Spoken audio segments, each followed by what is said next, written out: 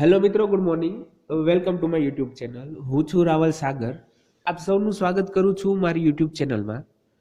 તો આજના આપણા લેક્ચરમાં આપણે રિમિડિયલ મેથેમેટિક્સની અંદર કે જે બી ફાર્મનો આપણે સબ્જેક્ટ છે એની અંદર આગળ વધવાના છીએ, કે જેમાં આજે આપણે યુનિટ નંબર 5 ની અંદર ડિટર્મિનન્ટ્સ એટલે કે નિશ્ચાયકની અંદર એના એક્ઝામ્પલ જોશું.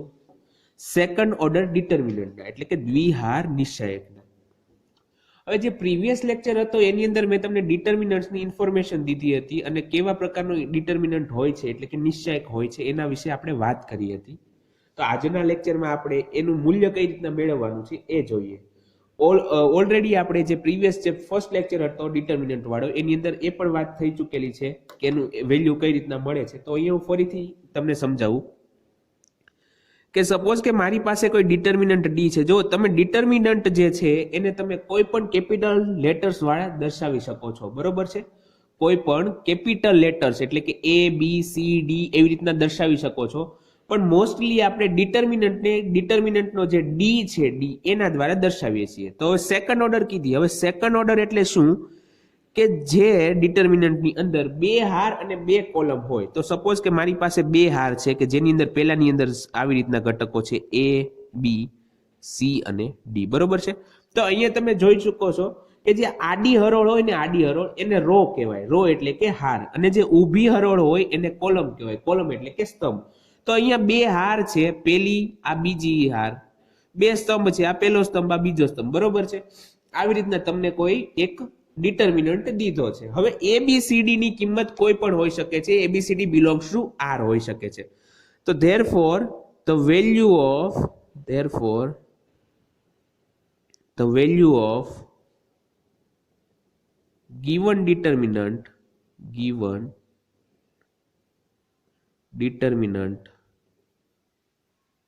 is તો એનું જે વેલ્યુ છે એને પણ આપણે ડી અથવા તો ડેલ્ટા, ડી ઓર ડેલ્ટા, આને કહેવાય ડેલ્ટા, બરોબર છે. ડેલ્ટા દ્વારા દર્શાવીએ છીએ. ઇઝ ઇક્વલ ટુ શું થાય?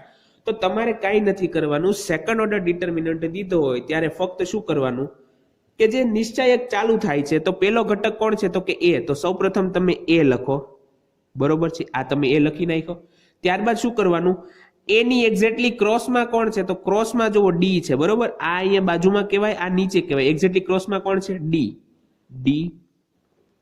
ત્યારબાદ માઇનસ. જો એ અને ડી આવી ગયા, ઓકે, તો એ ઇન્ટુ ડી કર્યા, માઇનસ કરવાનું. અને ત્યારબાદ બાકીના જે બે વધે છે એનો મલ્ટીપ્લિકેશન એટલે કે સી ઇન્ટુ બી, એટલે કે સી ઇન્ટુ બી, બરોબર છે. તો આ મેં તમને આપણે કઈ રીતના લખવાનું છે એ સમજાવ્યું. હકીકતમાં શું થાય કે એડી શું છે તો કે એડી જે છે એના મુખ્ય વિકર્ણ એટલે કે પ્રિન્સિપલ ડાયાગોનલના ઘટક છે. અને માઇનસ સી અને બી શું છે તો કે એના ગૌણ એટલે કે સબસિડિયરી ડાયાગોનલના ઘટકો છે. તો જ્યારે પણ તમારે આપેલા ડિટર્મિનન્ટ એટલે કે નિશ્ચાયકનું મૂલ્ય શોધવું હોય એટલે કે વેલ્યુ શોધવી હોય ત્યારે શું કરવાનું કે સૌપ્રથમ જે તમારા મેઇન ડાયાગોનલ છે એના જે ઘટકો છે એમનો ગુણાકાર કરવાનો, એટલે કે એ ઇન્ટુ ડી કર્યું અહીંયા આપણે. પછી માઇનસ કરવાનું અને જે સબસિડરી ડાયાગોનલ છે એટલે કે ગૌણ વિકર્ણ છે એના ઘટકોનો ગુણાકાર કરી નાખવાનો, એટલે કે એડી માઇનસ બીસી આવી ગયું, બરોબર છે. તો આ જ મેથડ પરથી તમારે એક્ઝામ્પલ ગણવાના રહેશે. ઓકે, તો હવે આપણે એક્ઝામ્પલ તરફ આગળ વધીએ કે જેની અંદર એક્ઝામ્પલ નંબર 1 એવી રીતના છે. એક્ઝામ્પલ 1 કે ડી ઇક્વલ ટુ દીધું છે મને, ડી ઇઝ ઇક્વલ ટુ છે 1 5 2 9 1 5 2 9. જો ડિટર્મિનન્ટની વેલ્યુ કોઈ પણ હોઈ શકે છે, 0 પણ હોઈ શકે, પોઈન્ટમાં પણ નેગેટિવ પણ હોઈ શકે, પોઝિટિવ પણ હોઈ શકે, બરોબર છે. ફ્રેક્શન્સ પણ હોઈ શકે છે. ત્યારબાદ ડેસિમલ ટાઈપમાં પણ તમે આનો આન્સર આવી શકે છે. ઓકે, તો તમને અહીંયા હવે પહેલો એક્ઝામ્પલ છે એ જોઈ લો કે શું કઈ રીતના દીધું છે કે ડી ઇઝ ઇક્વલ ટુ દીધું છે 1 5 2 and 9. તો આનું આપણે શું કરવાનું છે, વેલ્યુ ફાઇન્ડ કરવાની છે. તો હું લખીશ કે solution here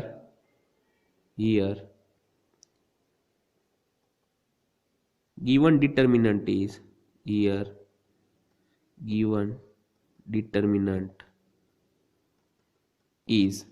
d is equal to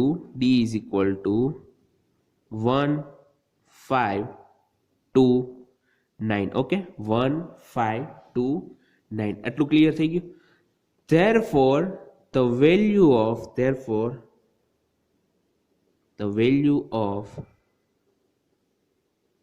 given determinant is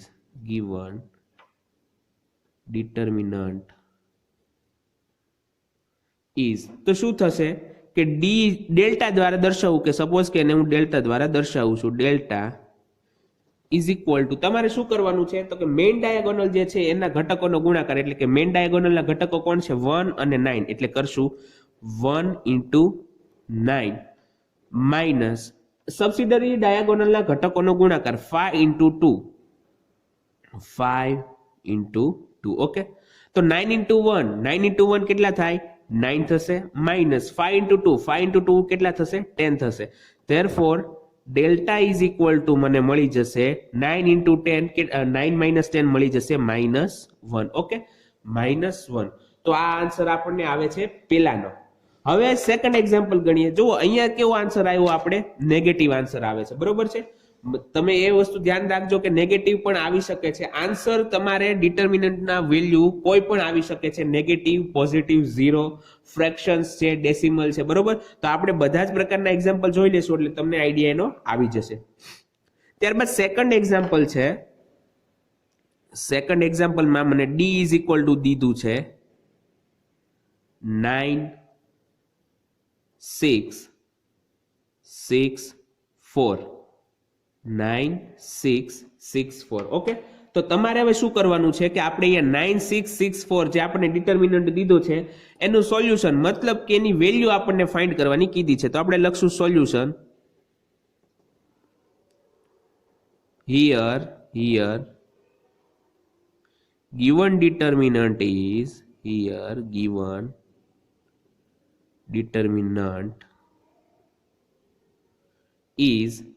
d is equal to 9 6 6 4. Okay, 9 6 6 4. હવે ફરીથી આની વેલ્યુ કઈ રીતના મેળવવાની એ તો તમને ખ્યાલ જ છે. તો therefore the value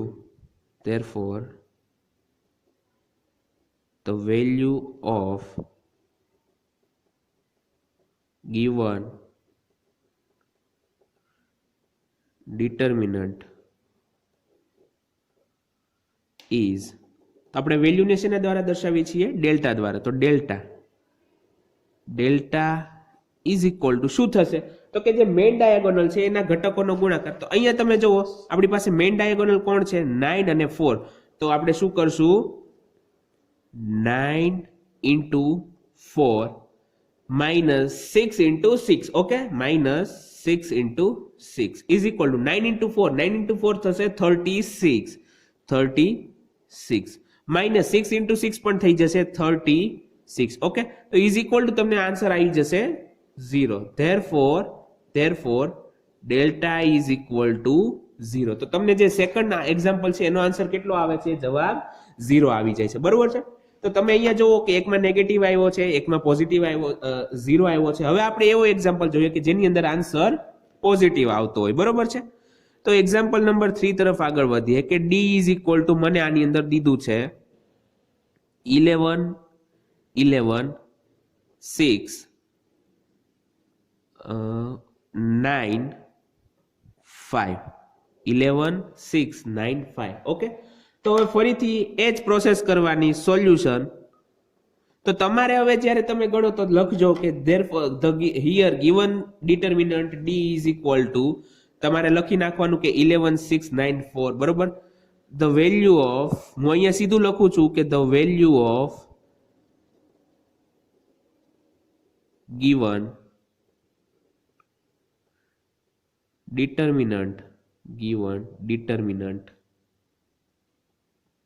is delta is equal to 11 into 5 minus 9 into 6 હવે 11 into 5 કેટલા થશે તો કે 11 into 5 થઈ જશે 55 minus 9 into 6 કેટલા થઈ જશે 54. ઓકે, 9 5 9 into 6 થઈ જશે 54 is equal to 55 minus 54 એટલે આન્સર આવી જશે 1. therefore delta is equal to તમને મળી જશે 1. ઓકે, તો અહીંયા સુધીની વાત તમને ક્લિયર થઈ ગઈ છે. હવે આ એક્ઝામ્પલ છે. હવે આપણે અમુક એક્ઝામ્પલ એવા જોવાના છે કે જેના બેઝ પરથી આપણે અમુક પ્રોપર્ટીઝ લખશું ડિટર્મિનન્ટની અમુક પ્રોપર્ટીઝ લખશું. પણ એના પહેલા હું તમને એનું એક એક્ઝામ્પલ ગણાવી દઉં તો તમને ખ્યાલ આવે કે હકીકતમાં કેવું હોય છે. બરોબર, તો એક્ઝામ્પલ 4 તરફ આગળ વધીએ.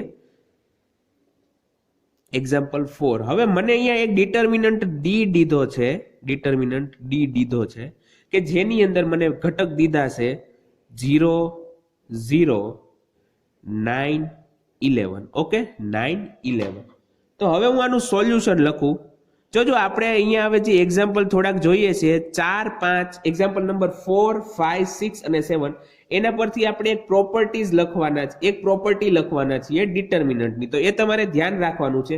હવે તમને હું પહેલા પ્રોપર્ટી ભણાવું અને પછી એક્ઝામ્પલ દઉં એની કરતા એવું કરીશ કે પહેલા તમને એક્ઝામ્પલ કરાવું અને પછી એના પરથી તમને પ્રોપર્ટીઝ એટલે વધારે યાદ રહેશે. બરોબર છે. હવે હું સીધું કહી દઉં કે the value of given determinant is કેટલા થશે? delta is equal to જો 0 into 11. Okay, 0 into 11 minus 9 into 0 હવે 0 into 11 હવે કોઈ પણ સંખ્યાને 0 સાથે ગુણો આન્સર શું આવે છે? 0 minus 9 into 0 પણ શું આવી જશે? 0. therefore delta is equal to 0 આવી જશે. બરોબર છે. હવે અહીંયા હું સાઈડમાં બીજો એક એક્ઝામ્પલ લખું છું કે જેની અંદર ડિટર્મિનન્ટ ડી બરાબર મને દીધો છે 1005 1005 0 1004 0. ઓકે, મને આવી રીતના એક બીજો ડિટર્મિનન્ટ દીધો છે. તો solution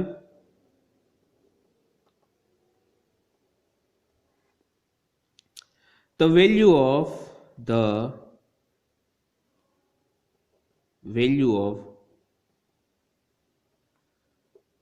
given determinant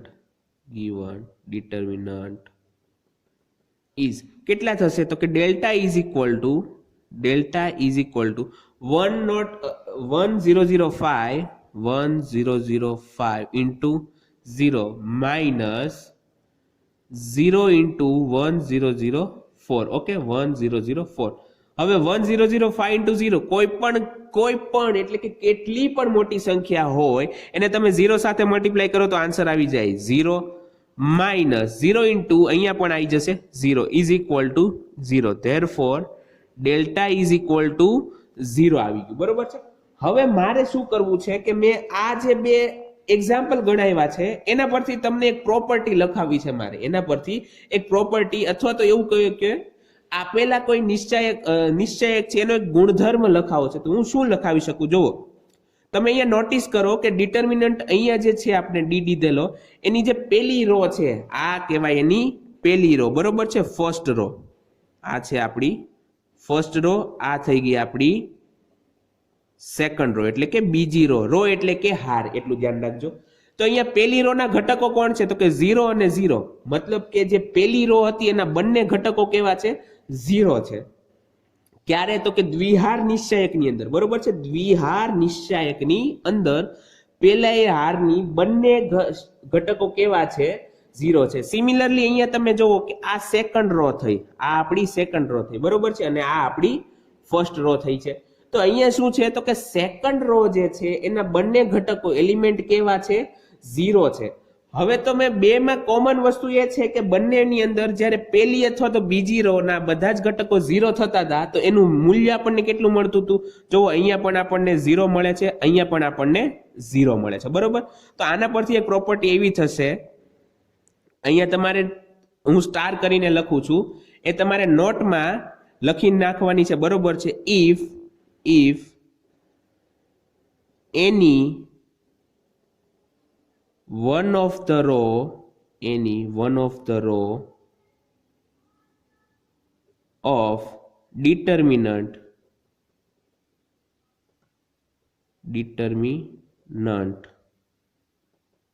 is 0 if any one of the rows of determinant is 0, then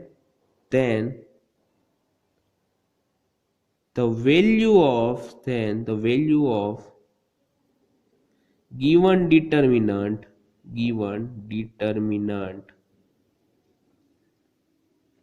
is 0. બરોબર છે? અહીંયા સુધી વાત ક્લિયર થઈ ગઈ કે if any one of the rows of determinant is 0 then the value of given determinant is 0. મતલબ કે જ્યારે દ્વિહાર નિશ્ચયકની અંદર, હવે સિમિલરલી આવો ને આવો રૂલ આપણે થર્ડ ઓર્ડરની અંદર એટલે કે ત્રિહાર નિશ્ચયકમાં જોવાના છે, પણ અહીંયાની વાત કરી લઈએ કે જ્યારે પણ દ્વિહાર નિશ્ચયકની અંદર બેમાંથી કોઈ પણ એક રોના બધા જ ઘટકો 0 હોય, બરોબર, બેમાંથી કોઈ પણ એક રોના બધા જ ઘટકો 0 હોય તો આપેલા નિશ્ચયકનું મૂલ્ય કેટલું થઈ જાય? 0 થઈ જાય. જેમ કે અહીંયા જો બે રો છે, આ પહેલી રો છે, આ બીજી રો છે, તો પહેલી રો ના બધા ઘટકો મતલબ કે બંને ઘટક કેવા થઈ ગયા છે? 0 0. બરોબર છે. સિમિલરલી અહીંયા સેકન્ડ રો ના બધા જ ઘટકો 0 0 થઈ ગયા છે, તો આપેલા નિશ્ચયકનું મૂલ્ય આપણને કેટલું મળશે? 0 મળશે. બરોબર છે. તો આ વાત હતી રો ની. હવે સિમિલરલી જે વસ્તુ છે એ હું તમને કોલમ ની અંદર કહેવાનો છું, તો એના માટે આપણે જોશું એક્ઝામ્પલ નંબર 6. એક્ઝામ્પલ નંબર 6 ની અંદર મને ડિટર્મિનન્ટ ડી દીધો છે 0 0 9 9 9 1 1 1. ઓકે, 1 1 1. therefore સોલ્યુશન ની વાત કરી લઈએ. Solution, the value of given determinant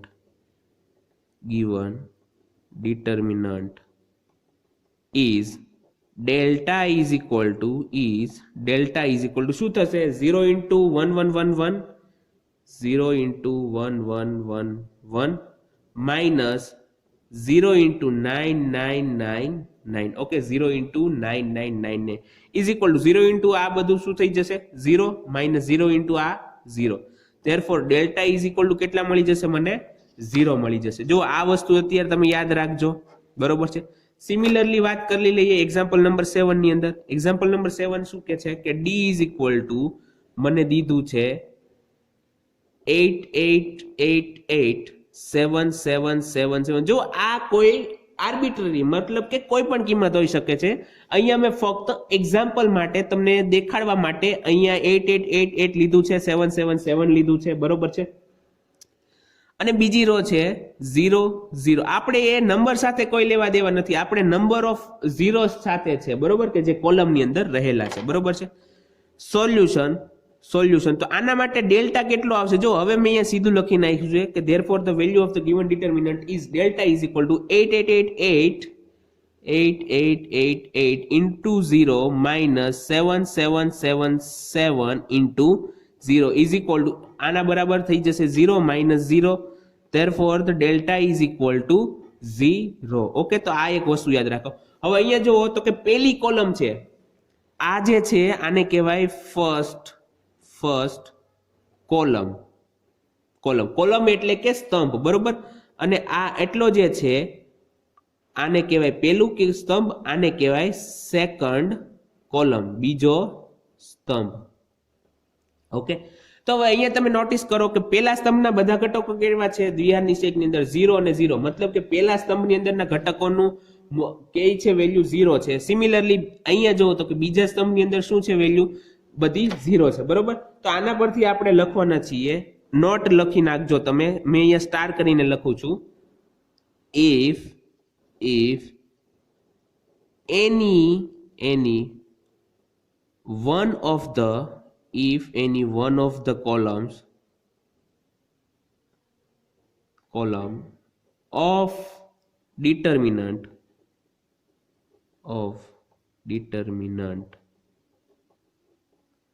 is 0,